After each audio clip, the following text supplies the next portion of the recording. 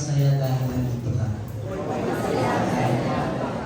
Paano na bibigyan natin pagkakataon na kayo mag-usap-usap sa ngayon para mamaya wala na mag-uusap. And sa iyong pagpapatuloy sa pakikipag-usap din sa katabi mo, maaari bang banggitin mo or sabihan mo ng magagandang salita yung iyong kaliwat kanan. Sabihin mo, ang pogi mo ngayon, ang ganda mo, ang ganda ng damit mo, ang bango mo ngayon, fresh. Para maganda kayo makausap, para mamaya wala na mag-uusap. And appreciate nyo naman sila. Baka kung gaano kaganda ang suot nila ngayon, kung anong amoy nila, mabango ba? Para hindi ata, walang sumagot. Mabango naman yan. Kasi pumunta yan para kayo. Mabango yan para kayo. And muli, sa gabi pong ito ay pinagpala ko ang bawat isa dahil nandito po tayo ngayon. And akalain po natin malapit na pong matapos ang buwan po na ito. And nandito pa rin po tayo nakakapagpatuloy dahil po yan sa kabutihan po ng Diyos. At sa gabi rin pong ito ay matatapos po yung ating pong team na pinag-aaralan about po sa paglilingkod, yung service po natin. And sa 3 linggo na nagdaan ay naniniwala naman po ako na mayroon po kayong natutunan kung ano po ang paglilingkod, patungkol saan po ba ito. Kaya naman ngayon mo, sa pang-last po na Sunday, ang pag-aaral po natin about po sa ating pagsiserve, ay pinamagatan ko pong the ultimate reward of our service. Itong ating pong pag-uusapan po ngayon. So sa lahat ng paglilingkod na mayroon po tayo, asahan po ninyo mayroon pong reward. But now, ay may binanggit po dyan sa taas, pinaka-ultimate na reward. At yan po ang ating tatalakayin po sa gabi pong ito. Ang passage po natin ay 3 verses lamang po yan, mula po verse 10 hanggang 12 ng ating pong aklat ng Hebreo chapter 6. Sige po, dito po natin basahin sa screen po natin ang passage po natin. Simula po sa English, 1, 2, 3, go. God is not unjust. He will not forget your work and the love you have shown Him as you have helped His people and continue to help them. We want each of you to show this same diligence to their end so that what you hope for may be fully realized. Last verse. We do not want you to become lazy, but to imitate those who through faith and patience inherit what has been promised. Sa Tagalog po, makatarungan ang Diyos, hindi niya malilimutan ang inyong ginawa at pagmamahal na inyong ipinakita at hanggang ngayon ipinapakita sa pamamagitan ng paglilingkod ninyo sa mga hilirang ng Diyos. Ang nais namin ay patuloy na magsumikap hanggang wakas ang bawat isa sa inyo upang makamtan ninyo ang inyong inaasahan. Kaya huwag kayong maging tamad, tularan ninyo ang mga taong dahil sa kanilang pagtitiis at pananalig sa Diyos ay tumanggap ng mga pinangako niya. Amen. And sige po, tayo po ay sumaglit po sa panalangin bago po tayo magpatuloy. Panginoon, dakilang Ama at may-ari po ng aming mga buhay, lubos po namin pinagpapasalamat ang gabi pong ito na dinako niyo po kami sa lugar po na ito upang sambahin ka, papurihan ka, at kami po yung makalapit, makapagbigay po ng pagpapasalamat sa inyo. Ganon din po, makahingi ng kapatawaran sa lahat po ng aming pagkukulang na nagawa sa harapan po ninyo, Panginoon. Linisin mo lamang po ang aming mga puso, ang aming buong buhay, ang buong pagkatao, Diyos, sapagkat kayo po ang Diyos ang nakakabatid po ng lahat po sa amin. And Panginoon, sa gabi pong ito, ang dalangin po namin ay patuloy niyo po kaming samahan, bigyan ng iyong karunungan, magparamdam ng iyong banal na Espiritu Santo, mangusap po sa bawat isa. At ganoon din, Panginoon, ang inyong mga salita na aming pong mapapakinggan ay may sa buhay at maging kalakasan po namin. Patuloy, Panginoon, na may tanim sa aming mga puso at isipan o Diyos. Salamat po at tunay na kayo po ang aming pong hinahangad sa gabi pong ito at wala na pong iba. Kaya naman, Panginoon, hayaan niyo po na kayo po ang aming mapagmasdan, ang aming pong mapakinggan, ang aming pong maramdaman sa gabi pong ito. Salamat, ito po ang aming pagsusumamo at panalangin sa pangalan ni Jesus. Amen. Muli po, isang pinagpalang gabi po sa bawat isa. Salamat po sa Diyos sa pagparito po ninyo ngayong gabi. And naniniwala ho ako na base ho sa ating pong natutunan mula sa salita ho ng Diyos, na parito po tayo hindi po dahil po kung kanino man, kundi dahil po ito sa Diyos. Amen po ba? Or may iba po kayong dahilan kung bakit po kayo naparito? Naniniwala ho tayo na ito po ay para po sa Diyos. And dito po sa ating pag-aaral po ng about sa paglilingkod, natutunan naman na po natin ang paglilingkod po ay maglilingkod tayo hindi para sa ating pong mga sarili, kundi para po ito sa iba, sa kapakanan po ng iba. And natakal din mo sa atin ang mga naunang nagturo na tayo po ay maglilingkod hindi lang dahil mahal natin ang Diyos, kundi dahil mahal tayo ng Diyos. Bakit po ba hindi dahil mahal natin ang Diyos? Kasi sa totoo naman, ang ating pong pagmamahal ay hindi po faithful, di ba? Kasi kung ang batayan po natin ay about sa dahil mahal ko ang Diyos, kaya naglilingkod ako. May mga panahon na nawawalan po tayo ng gana, nawawalan po tayo ng, di ba, ng courage na magpatuloy sa paglilingkod.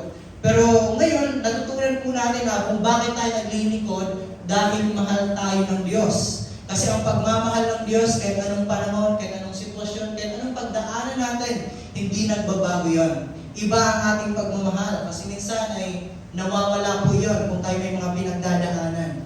And dito po sa ating pong pasimula, bali ang ating pong pag-uusapan ngayon ay about po sa reward ng ating pong paglilingkod. Sabi ko dito, sa ating pong mundo, kung saan tayo po ay dito po nabubuhay, dito po may ikot ang ating pong mga life. Minsan, ang mundo po natin, ang hinahanap ay talaga namang reward sa lahat ng kanilang pong ginagawa. Result sa kanilang pong ipinapakitang pagsiserve. Pero saan man sa atin, di ba, sa mga aspeto ng buhay natin, kahit sa paaralan, or sa bahay, sa trabaho, may inaasahan tayong mga reward. Pero sa paglilingkod po sa Diyos, minsan nga ho, nababanggit po natin sa ating mga sarili, Lord, bakit yung ibang hindi naman nagsisimba? Bakit minsan maayos ang buhay nila?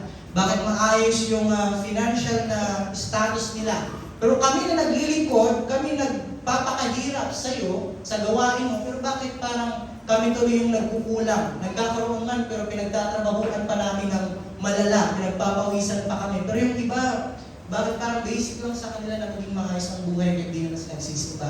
Minsan may mga ganun po tayong thoughts sa ating pong mga isipan. Pero ngayon, sa verse na meron po tayo, sinisigurado po sa atin ng Diyos itong pangako niya. Pero din yung encouragement niya po sa atin, batay po sa paglilingkod po na meron po tayo. Ito ay sabi niyo diyan, basahin po natin ito. Hebrews 6:10-12 is a powerful encouragement to believers to remain steadfast in their faith and diligent in their service to God and others. It reminds us that Christian service is not in vain and that perseverance is essential to inherit the promises of God. In a world that often overlooks with faithfulness, this passage affirms that God never does. So dito sa passage na meron po tayo, ating pong iisa-isahin yan mamaya, ay ang Diyos sa ating pong paglilingkod, hindi po yun binabaliwala po ng Diyos. Kaya naman, bago natin ipagpatuloy yung verse po natin, yung tatlong verse po na yan, muli lang po natin balikan ano po ba ang kahulugan again ng service na pinag-uusapan po natin. Batay po sa ating ng pag-aralan, ang ibig sabihin po niyan in Greek word ay diakonia, na ang ibig sabihin ay ministry, to serve, or to attend to the needs of others. So, yan ang ibig sabihin po niyan sa Greek word. Ito pong salitang service po na ating pinag-aaralan. And natalin naman ako sa ating pong isipan na pag sinabi mong ministry, hindi lamang po yan yung mga ginagawa sa loob po ng church. Lahat po ng ginagawa natin, maging sa bahay man, sa paaralan man, sa trabaho man, basta ginagawa natin yun hindi para sa ating mga sarili, kundi para sa Diyos, yon ay matatawag po natin ministry. Tulad ng encouragement po ni Pablo sa mga taga-Colossians, na ikaw na nagtatrabaho, anong ginagawa mo? Gawin mo ito ng buong puso, and gawin mo ito hindi para sa sarili mo, kundi gawin mo yun para sa Lord. And sabi ko dito ang ating verse 24, since you know that you will receive an inheritance from the Lord as a reward, it is the Lord Christ you are serving. So again, diyan po sa salitang service po na yan, lahat ng ginagawa mo, ng buong puso, na may pagmamahal, at hindi para sa kapakanan mo lamang, hindi para iangat ang sarili mo, at para sa Lord iyon, yun ay matatawag po na ministry. Uulitin mo natin, hindi lang about ikaw nagtuturo dito sa loob, ikaw ay nag-a-assist sa mga Sunday school, Saturday school, o kumakanta man, nagigitara man, hindi lang yun yung ministry o natin pong pinag-aaralan. Ngayon ang tanong mo sa atin, batay mo sa ating pa pong pagbabalik-aral, bakit ba kailangan mo natin mag-serve? Parang pwede naman sigurong, bahala ka dyan, wala tayong paki sa iba. Yan ang tanong, bakit ba kailangan mo natin mag-serve? Para gusto natin maunawaan sa pagtatapos po nito pag-aaral po natin ng paglilingkod, tanong natin sa ating mga sarili, bakit ba kailangan ko pang maglingkod? Bakit ba kailangan pang ipakita itong mga gawang ito sa iba? Sapagkat dapat maunawaan po natin kung bakit kailangan po natin maglingkod sapagkat yan po ang ginawa sa atin po ng Panginoong Hesus. Diyos na po siya. Siya po ang pinakadakila po sa lahat, makapangyarihan po sa lahat, lahat kaya niya nang gawin. Pero bumaba siya sa lupa para tayo ay pagsilbihan, hindi siya ang pagsilbihan po natin. Kaya dapat maunawaan po natin yan, dahil ako rin ay pinaglingkuran ng Diyos. Mismo ang kanyang buong buhay ay binigay sa akin. Ito rin yung reflection na ipapakita ko sa iba sa kung ano ang pinakita sa akin ng Panginoong Hesus. Sabi nga dyan, bilang mga Christian, serving is not just something we do. Ito ay reflection sa kung sino po si Jesus, sa kung ano pong ginawa ni Jesus sa ating pong buhay, kung ano pong magandang halimbawa na pinakita mo ng Panginoon mo sa atin. Kaya kung ikaw nauunawaan mo na ganito pala ang ginawa ng Diyos na makapangyarihan sa lahat, dakila sa lahat, yan yung pinakita ko sa atin, yan din yung ipapakita po natin sa iba. Itong service po na ating pong pinag-aaralan, pangalawa, bakit kailangan po natin gawin? Sapagkat ito po ay hindi po, ito po yung panawagan po natin. It's a command. Ito po yung panawagan po ng bawat isa po sa atin. Ano pong sabi ng ating Galatians 5 verse 13? Ito po ang kailangan po natin maunawaan din. Tayo mga magkakapatid, brothers and sisters, tinawag tayo para maging malaya, pero ang kalayaan na yan ay huwag natin gawin para lamang sa ating pong mga makasariling kagustuhan lamang. Kundi gawin natin yan, mag-serve tayo para sa iba na mayroong pagpapakumbaba batay sa ating pong pagmamahal. But matutunan mo natin, tinawag tayo para maglingkod sa Diyos. Kaya naman, base sa verse po na yan, ang pagsiserve, hindi po optional. It's command. Pero alam niyo ang totoo sa atin? Tayo na nga ang ino-offera na mag-serve ka. Pero tayo pa ang tumatanggi. Ayaw ko kasi gusto ko pang hanapin ang aking sarili. Ayaw ko kasi di pa ako handa. So ganun minsan ang ating pong sinasagot. Ayaw natin mag-serve. Bakit ho? Based po sa experience and sa mga nakapakan po natin kasama sa nagsiserve. Bakit ayaw po mag-serve? Bakit po umaayaw sa pagsiserve? Ayaw po ng responsibilidad. Ayaw po ng commitment. Takot po sa dalawang bagay po na yun, kaya umaayaw sa pagsiserve. Sa bahay, sa paaralan, sa trabaho, sa church. Takot sa responsibilidad, kaya hindi po nakakapag-serve. Pero tayo bilang mga Christian, basahin po natin itong nakaway. As believers, we are called to use our gift, time, and resources to care for others in love. Again, panawagan po yan sa atin ng Diyos at hindi po yan trip-trip lang. Kung trip natin mag-serve, sige, mag-serve ako. Pag ayaw, di ayaw ko rin. So, hindi ganun yung gusto sa atin ng Diyos. Kaya naman, sabi nga rin, serving is not about waiting until you feel like it. So, ganun tayo. Yung nasa taas na yan, ganyan na ganyan mo tayo. Hindi yung natin yan maipagkakaila sa ating pong mga sarili. Saka na ako magsiserve? Saka na ako papasok sa ministry pag sa palagay ko, okay na ako. Sa palagay ko, buo na ako.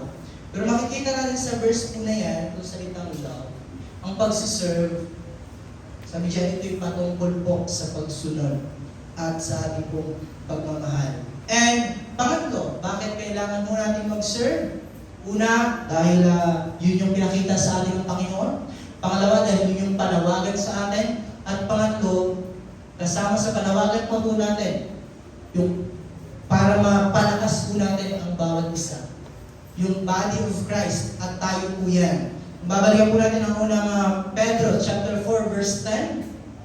Attribute, lahat tayo ay binigyan ng mga gift ng Lord mula sa banal na Espiritu ng Diyos na iniwan po sa atin. At yung mga gift na yan, gamitin ninyo para mapalakas ninyo ang isa't isa. Kung itutuloy-tuloy po natin pagbabasa ko ng verse po na yan.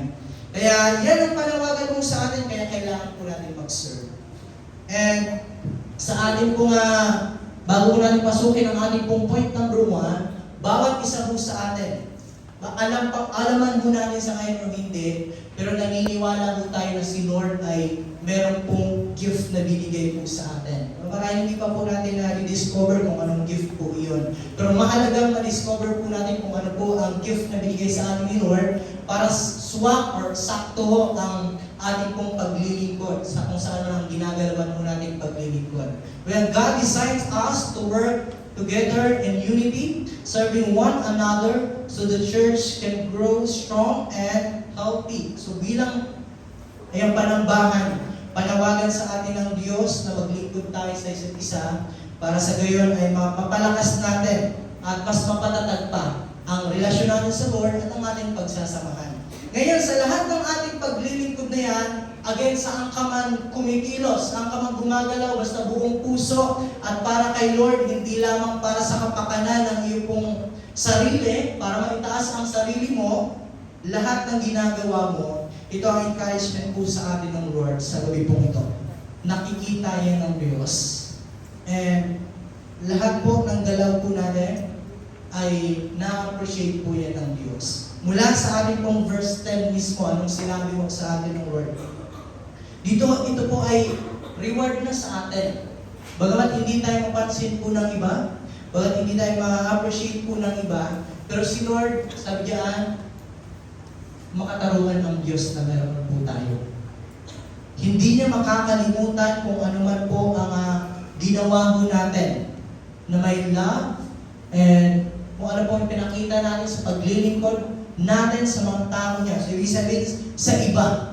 At kung ano pa po ang pinapakita mo natin. Sabi ng ating Tagalog, para ko sa ating pong mga maliliit po na kasama, makatarungan ang Diyos. Hindi niya malilimutan ang inyong ginawa, ang pagmamahal na inyong ipinakita at hanggang ngayon ay pinapakita sa pamamagitan ng paglilingkod ninyo sa mga hinirang ng Diyos. Ito yung paglilingkod para sa iba, ngayong gabi, alalahanin po natin. Ito lahat, magiging itong ating ginagawa ngayong paglilingkod po yan. Na lahat ng ating pong ginagawa, sabi dyan, God is not unjust to forget your work. The love you've shown in serving others. Ito po ay nagpapakita na ang Diyos po natin ay justice po siya. Lagi po siyang nakatingin po sa atin, sa lahat po ng ating pong mga ginagawa. Ang katotohanan po sa ating pong mga buhay, marami pong pagkakataon sa ating pong paglilingkod ay hindi po tayo napapansin po ng iba. Hindi napapansin ang mga tama po nating ginawa.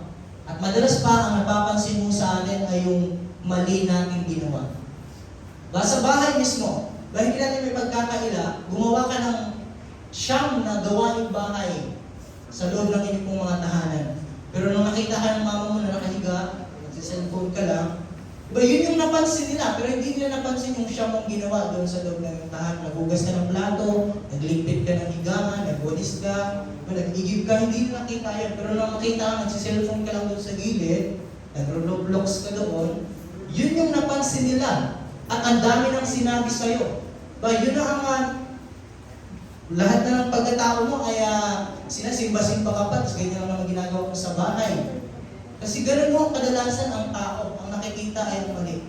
Sa paaralan, gumagawa ka ng mga activity mo, pero minsan kang hindi nakagawa dahil may iba kang ginawa.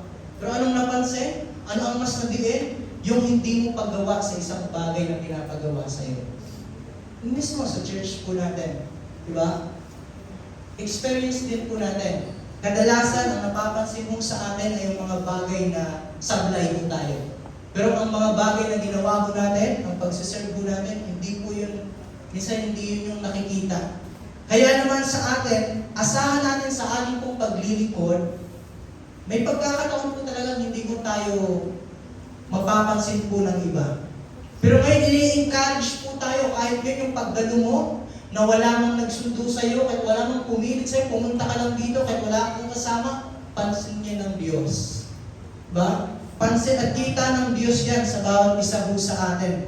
Kaya naman, ngayong gabi, encourage natin ang ating pong mga sarili. Lagi hong nakikita ng Diyos ang effort po na meron po tayo. Amen po ba? Naniniwala po ba kayo dyan? Opo, sa paaralan, di ka mapansin ng teacher mo, sa bahay, di ka mapansin ng papa mo, ni ate mo, ni kuya mo, ng mama mo, galit pa sila. Maging sa simbahan, di mapansin. Pero si Lord, hindi makakalimutan kung ano po ang ginawa ko niya. Yan ang pinaka-reward po ng ating pong matatanggap sa ating pong paglilingkod. Hindi, sabi nga dyan, even our efforts go unnoticed by people, God always sees them.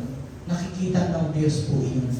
Our acts of kindness, generosity, and ministry are expression of love for His name. Lahat po yun ay pansin po ng Diyos. Kaya sa gabi pong ito, bilang mga mananampalataya ng Diyos na nagsiserve, ito rin po ang encouragement po pagpapaalala po sa atin. Na hindi rin po tayo magsiserve dahil po ang ating pong layunin o yung motibo ko natin para ko mapansin. Iba naman po iyon. Maganda na may pumapansin mo sa atin. Maganda may nag-recognize po sa atin. Maganda naman talaga sa puso pag na-notice po ang ating pong mga ginawa. Pero hindi po yung number one na motivation ng ating pong mga sarili na maglilingkod ako kasi napansin ako doon. Maglilingkod ako kasi ramdam ko na belong ako doon. So hindi naman ganun dapat ang ating motibo sa paglilingkod. Sabi diyan, out of love for God, whether we are teaching, encouraging, giving, or simply being present for someone, our service is meaningful para po kay Lord. And kung mapapansin po natin, maging si Jesus nagbigay po ng parable. Kahit gaano kaliit na ginawa mo, napapansin po yan ng Diyos. Kung maalala mo ninyo, ito pong kwento po sa ating pong chapter 25 ng Matthew. Ano po ang sabi ni Jesus sa kanya pong parable?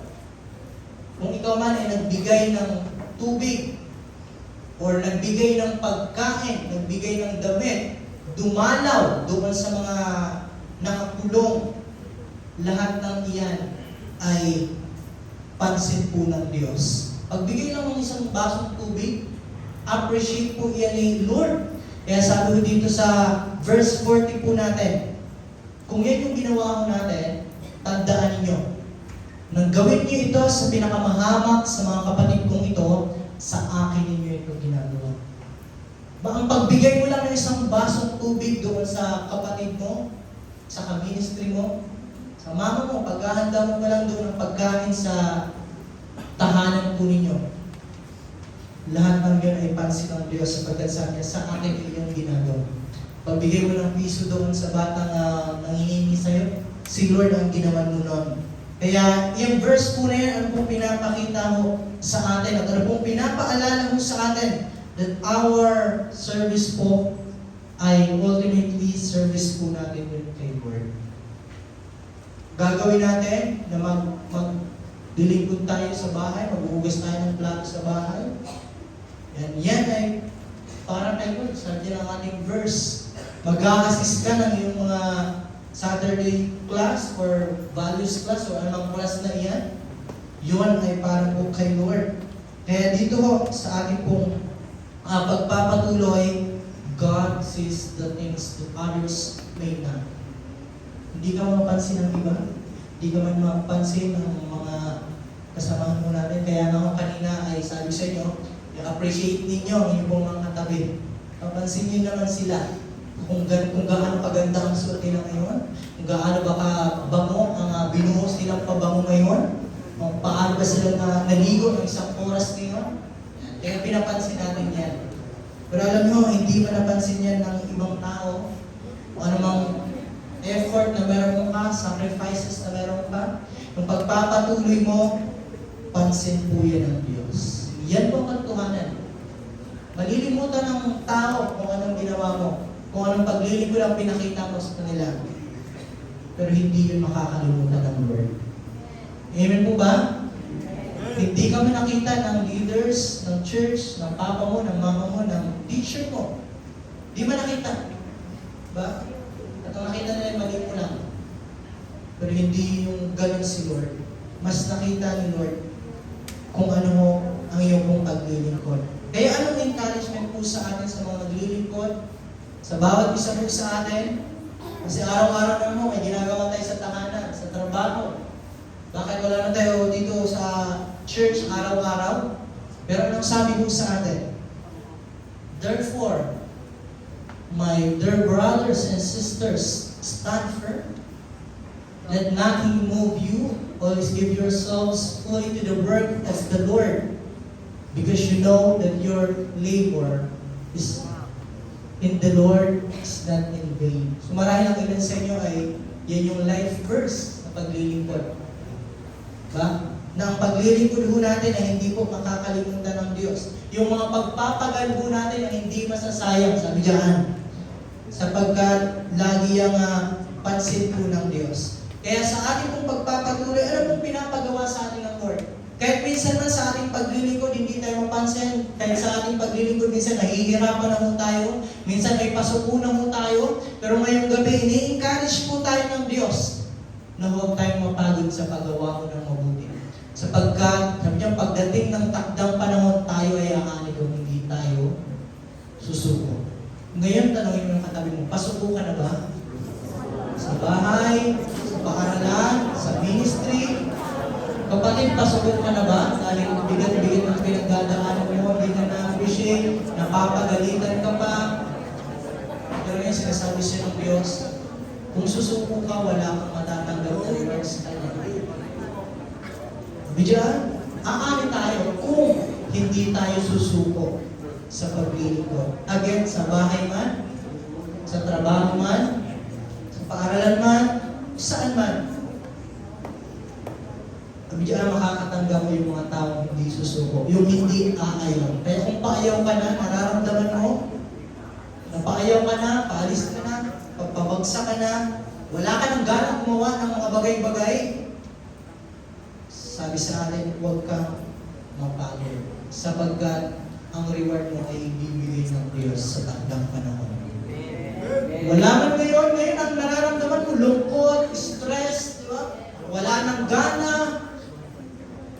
bigat na bigat ka na sa paglilingkod mo. Di mo pa man maramdaman ang bunga ng iyong paglilingkod, hirap na hirap ka na. Pero balang araw, ibibigay ng Lord ang reward na para sa iyo.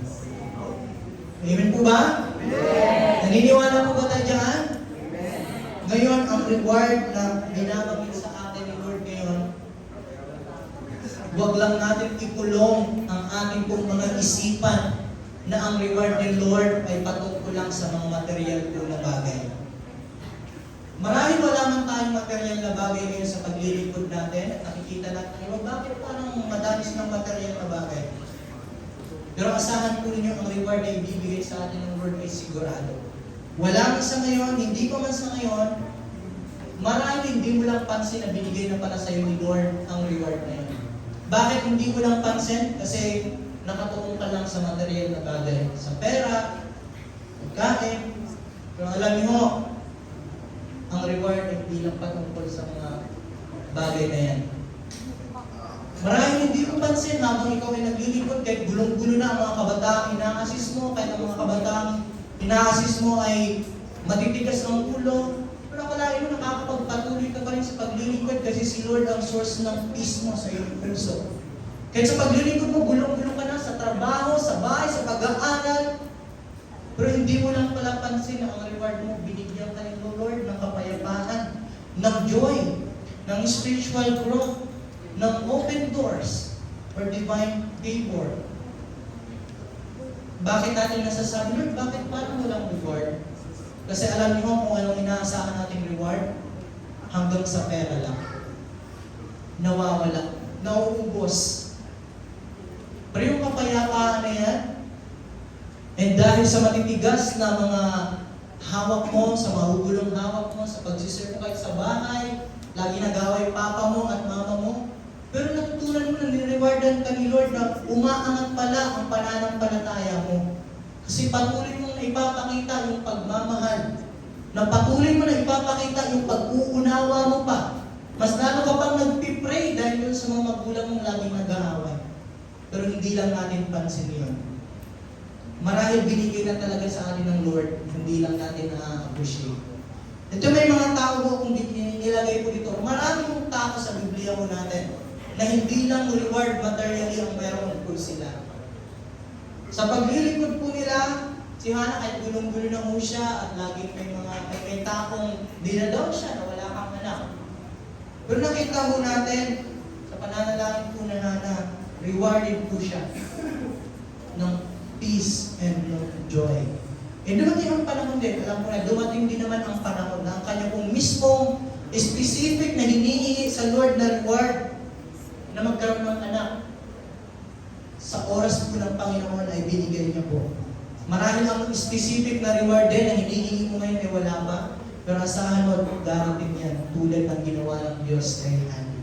Amen po ba? At ito po, kilalanin niyo rin po yan, si Joseph na bunso sa 12 na magkakapatid na anak ni Jacob. So naapo ni Abraham. Alam po natin ang kanyang pong kalagayan, ang kanyang pong pinagdaanan. Pero sa kanyang pong pinagdadaanan, patuloy po siya sa pagsiserve. Nakita na naman na po natin kung paano po ni-rewardan ni Lord. Yung open doors, sa totoo lang, ay kahit nasa kulungan po siya, patuloy siya nagsiserve, patuloy naging mabuti, na kahit hindi naman niya deserve yun kasi hindi niya naman ginawa kung bakit siya nakulong. Yung open doors, dahil kahit nasa kulungan po siya, pinatawag po siya ng Paraon para ma-interpret ang kanyang panaginip. At doon, nakita ko natin na naging pangalawa sa pinakamataas. Ito pong tao pong ito. And, yan. Sino po yan? Si Daniel. Si Daniel ho, na yung taong yan, kahit sa kanilang lipunan, bawal mag-pray. Bawal po mag-pray sa kanila. Pero nagpatuloy pa rin sa pagsiserve kay Lord, sa pamamagitan po ng pag-pray, ng pag-worship kay Lord. Kaya nga pinatapon po siya dyan kasi bawal sa kanilang mag-pray. Pero nag-pray pa rin siya, nagpatuloy pa rin. Kalahin po natin kung paano po siya ni-reward ni Lord. Yung divine favor, hindi po siya kinain ng yung hayop po na iyan. Bakit? Naging magandang halimbawa pa po siya sa kanya pong mga kaibigan pa. Na-experience yun ni Daniel sa kung paano po na-reward itong mga bagay po na iyan sa kanya. Kaya naman sa atin, sa ating pong paglilingkod, marahil bigat na bigat ka naman ngayon, pasuko ka na, ayaw mo na, gulong-gulo ka na sa bahay ninyo, palagi na lang magulo sa bahay ninyo, sa tahanan ninyo, sa paaralan ninyo. Sabi mo dito sa atin, don't be discouraged. Kung wala pa mang result na nakikita mo sa ngayon, magamat ka nagpapatuloy ka naman sa pagsisimba, patuloy ka naman nag-pray, patuloy ka naman nag-a-assist kung saan ka nag-a-assist sa mga klase sa church po natin. Pero asahan po natin, God is working behind the scene. Amen mo? Kaya sa ngayon ay di mo pa maramdaman na Lord, tagal ko nang pinagpipray si mama at si papa na hindi mag-away. Mga kapatid ko, magsimba na, pero parang wala pa rin. Pero saan mo? God is working na. Hindi pa man ang time, pero darating ang time na ibibigay ni Lord yung reward po natin. Kaya, anong sabi ng ating pong verse 11? Magpatuloy lang tayo magsumikap hanggang wakas. Mabigat man ang nararamdaman natin ngayon sa ating paglilingkod, wala tayong makitang bunga, matitigas ang ulo, mga pasaway. Ang sabi ng ating verse 11, sige lang. Patuloy ka lang, magsumikap. Sapagkat kung gagawin mo natin yan, hanggang wakas bawat isa sa inyo, makakamta natin kung anong inaasahan po natin. Amen po? Kaya ko, alalahanin at ibigay natin ito sa ating mga sarili nito. Ilagay natin sa ating mga puso yung encouragement po nito. Sige nga, pakibasa po natin. Keep serving, keep sowing, your reward is coming. Amen? Ibibigay ni Lord yung reward po natin. Maniwala ho tayo sa hindi kung tayo po'y magpapatuloy at hindi mo susuko. Patuloy na gagawa ng buong puso at para sa Diyos, ibibigay ni Lord. Parating na ang reward mo. Marahil nga binigay na ni Lord na pinaparanas na sa'yo ni Lord, hindi mo lang na-appreciate. Kaya nung sabi mo ng ating verse 12, sige lang, huwag tayong maging tamad. Tularan natin yung mga iba pang mga tao sa Biblia na sila rin naman na nagtiis. Dami lang pinagdaanan sa kanilang pagsiserve. Pinagbubato, pinapatay dahil sa nagsiserve po sila sa Lord. Pero nagpatuloy po sila. At kung hindi tayo magiging tamad at magpapatuloy po tayo, matatanggap natin kung anong pinangako sa atin ng Lord. Amen po? Amen. Sapagkat nakikita ng Lord ang aming pong mga ginagawa. Hindi ni Lord makakalimutan kung anong ginawa mo. At ibibigay ni Lord ang reward sa lahat ng ginawa mo. Amen po ba? Yan po ang ating pong itatanim sa ating pong mga sarili. At ito po, sa ating pong malapit po na pagtatapos. Asahan po ninyo, tulad ng binanggit po natin, na hindi lamang material na bagay ang reward natin sa ating pong paglilingkod. Hindi pakibasa po natin yan. Our ultimate reward is none other than our Lord and Savior, Jesus. Sa ating pong paglilingkod, napakaganda. Kung ito ang marinig mo, diba, sa Lord, sa iyong paglilingkod, masabihin ka ng Diyos, well done, and good and faithful servant. Baka ano mo na, marami kang pera. Pero pagtapos ng iyong ginawa, sasabihin ka ng Lord, hindi kita kilala. Ha? Hindi kita kilala. Isa kung ito marinig mo, wala kang material na bagay, sasabihin ka ni Lord, mahusay. Ikaw na lingkod ko, pumunta ka dito. At iramdamin natin kung anong kasiyahan na meron mo ngayon. Hindi man masaya ang tao sa paglilingkod mo, pero asahan mo si Lord masaya sa kung anong ginagawa mo. Again, kung yan ay buong puso at para sa Kanya, hindi para sa sarili. Kaya ngayon mo, maging si Abraham, na mayroong takot sa kanyang paglilingkod, may kabalisaan.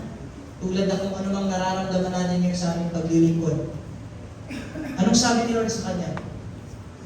The word of the Lord came to Abraham in vision. So sa panaginip ni Abraham, anong sabi sa kanya ni Lord? Do not be afraid, Abraham. I am your shield, your very great reward. Kaya sa gabi ito, ay ating pong tingnan, maging samis po. Sabi ng samis diyan, whom I have in heaven but you. The earth snapping a desire besides you. My flesh and my heart may fail, but God is the strength of my heart and my portion forever. So paglilingkod po natin, aminin mo natin sa hindi. Dumarating tayo sa point na bumabagsak, nanghihina, at nadi-discourage, at parang ayaw natin magpatuloy. Pero ito yung reward mo natin. Kahit sa pagsiserve natin, minsan hindi tayo maging faithful. And si Lord ay faithful pa rin mo sa atin. Kahit nagsiserve tayo, hindi tayo totoo sa Kanya, binibigyan pa rin tayo ni Lord ng ating mga pangangailangan. Pagsadyahan ng samis po, baka mapapansin natin yung word na Kanyang binanggit, may portion ng ibig sabihin, may inheritance, may reward. Walang iba kundi ang Diyos. Maging itong nagsulat po nito, ini-encourage po tayo sa ating pong paglilingkod, wala ng ibang pinakadakila pang matatanggap po natin reward, kundi si Jesus. At yan yung ginawa ni Jesus po sa atin. Maging ang kanyang buong buhay ay binigay po sa atin. Eh kung maalala mo natin yung unang verse na binanggit po ni Lord mismo kay Abraham sa kanyang pong pag-serve, and siya ang reward ni Abraham. At ito, ang bagay po na ito, hindi lamang nagpapakita ng reward ay patungkol sa material po na bagay. In fact po, sabi ho dito ni Pablo, walang saysayan sa akin. Yung mga bagay na yan, sabi niya, basura yan. Ano po sabi niya? What is more, I consider everything and lost because of the surpassing worth of knowing Christ Jesus my Lord. For those who say, I have lost all things, at ang lahat ng bagay na yan, walang saysayan. Kinoconsider ko na basura yan. Pero ang mahalaga, natagpuan ko si Kristo sa aking paglilingkod. Amen? Kaya ho, sa ating pong pagtatapos, ito po ang lalagay mo natin sa ating pong mga sarili. Pinaka-reward mo, walang iba, kundi ang maramdaman mo na ang Panginoong Isus ay nasa sa'yo. Ang ganda niya, si Lord mismo magsasabi sa'yo. Sa paglilingkod mo, gulong-gulo ka na, takot ka na, dami mong pangamba, dami mong what if sa paglilingkod mo. Pero ang sasabihin mo ni Lord, lagay yung pangalan dyan niya. Do not be afraid. Ako yung sanggala mo. Kaya may nalulungkot, nangihina ka, nadadown ka, parang nawawalan ka ng pag-asa. Nandito ako para sa'yo. At si Lord ang nagsasabi niya sa'yo ngayong gawin. Ako ang reward mo. Di ka mapansin ng iba, di ka ma-appreciate ng iba, mapansin nila yung mga mali mo, mga sablay mo, sa bahay man, sablay mo ang nakikita, pero sabi ni Lord sa'yo, huwag kang mag-alala. Ako ang reward. Asahan po natin si Jesus, hindi lang siya ang tagabigay, hindi lang tatapos doon. Siya mismo ang reward mo na binigay po sa atin. Kaya, tulad ng sabi ng ating verse 11 and 12, sige lang, magsumikap ka pa rin kahit hindi maganda ang iyong dinaranas. Hindi maayos ang iyong na-experience sa iyong paglilingkod. Kasi ang sukatan ng totoong reward ng ating paglilingkod, hindi sa mga material na bagay, kundi mismo ang masabihan ka ni Jesus na nandito ako sa tabi mo. Ako ang lakas mo. Ako ang kalasag mo. Di kita iiwanan. Di kita papabayaan. Mahal kita. Pansin kita lagi. Yan ang the best na reward para po sa atin. Ang sabihan tayo ng Diyos ng mga Diyos, Hari ng mga Hari, Panginoon ng mga Panginoon, na ma-recognize niya mismo kung ano po ang ating pong mga ginawa. And again, sa ating pong pagtatapos, ikaw man, ang kabataan, na hindi mapansin kung ano ang ginagawa mo sa bahay, pansin niyo ni Lord. Nakakalimutan man ang mga taong ginawa mo, hindi nakakalimutan ng Lord. Wala mang reward na nabibigay sa iyo ang tao, pero ngayon si Lord, binibigay sa iyo ang buhay niya mismo bilang reward mo sa iyong paglilingkod. Kaya tayo, diyan, we don't follow and serve Jesus para may makuha tayong mga material na bagay. Maglilingkod ka para maabot mo mga gusto mo, hindi ganoon. Kundi tayo susunod at maglilingkod kasi gusto natin na siya mismo ang maranasan po natin. Siya mismo, si Lord Jesus mismo ang ating pong maramdaman sa ating pong paglilingkod. Kaya mo, ito po yun. Marami pong mga bagay ulit na may pagkakataon, hindi mapansin ng iba ang paglilingkod po natin. Ngayong gabi, tutunay mo na lahat ng ginagawa po natin, may naghihintay po na blessing para po sa atin. Sa bawat isa, sa akin, sa iyo, sa atin po lahat. Kung hindi mo tayo susuko. And sabihan, marahil ay hindi man pera, hindi man material na bagay, pero yung kagalakan sa puso, yung kapanatagan, yung kapayapaan, pagpapatuloy lamang natin sa ating paglilingkod, yun ay galing kay Lord. Our ultimate reward is not title or platform or a crown or material na bagay. It's Jesus Himself. Knowing that makes every act of service, every sacrifice, and every moment Worth it po yan para kay Lord. Italin natin sa ating pong mga isipan, sa ating mga puso, sa pagtatapos ng ating pag-aaral patungkol po sa paglilingkod. Our ultimate reward is none other than Him, Jesus. At pagdating mo natin sa katapusan ng ating pong paglilingkod, masabihan tayo ng Diyos, good and faithful servant. Tara't maggalak tayo sa kung ano ang pinakita mong pagpapatuloy sa iyong paglilingkod. Kaya pagpalain po ng Diyos ang mga salita namin po napakinggan. Maaari po ba tayong yumuko at manalangin. Panginoon, napakadakila, napakabuti at napakatapat sa aking pong mga buhay. Salamat sa salita na inyo pong binigay sa bawat isa sa gabi pong ito. Sa kung paano niyo po kami pinalakas, pinalalahanan, in-encourage, Panginoon, na kami magpatuloy lamang sa aming pong mga ginagawang mula sa puso at para po sa inyo, hindi para po sa aming mga sarili. Hindi po para angat kung sino po kami, kundi upang may angat po kung sino po kayong Diyos sa aming pong mga buhay. Salamat sa pangako na inyo pong pinagkaloob sa bawat isa. At anuman lamang po Diyos, ang pagpapala na inyo pong iinanda sa aming Panginoon. Dalangin po namin ay handa lamang ninyo ang aming mga puso, ang aming pong mga kamay sa pagtanggap po nito. At salamat sa pagpapaalalang walang ibang reward sa aming mga paglilingkod, kundi kayo, Panginoon.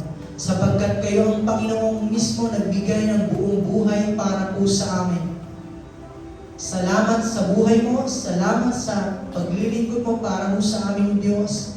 Maging reflection po ito sa aming pong mga buhay para po sa iba aming Ama.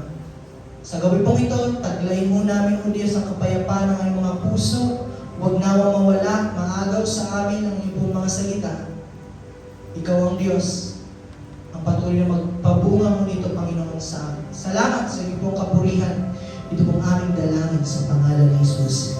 Amen. Sige po, tayo po lumakot sa ating pong pagkakaloob. Papasalamat po sa Panginoon.